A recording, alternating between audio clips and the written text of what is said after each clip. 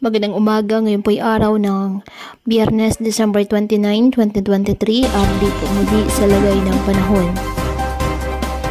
Ayon sa Pag-asa, Northeast Monsoon ang nakakaapekto sa Northern at Central Luzon, habang Easterlies nakakaapekto naman sa nalalabing bahagi ng ating bansa.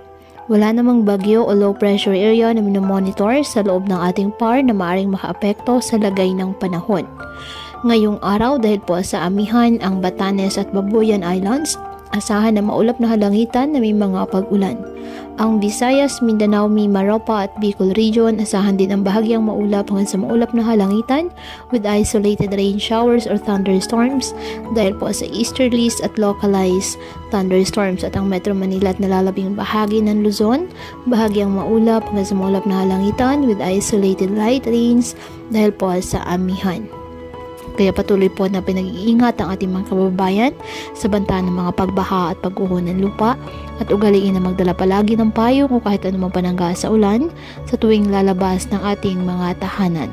At yan po muna ang update sa lagay ng panahon ngayong araw. Muli patuloy po tayo na mag-iingat at palaging tandaan, God loves you. Stay safe and God bless.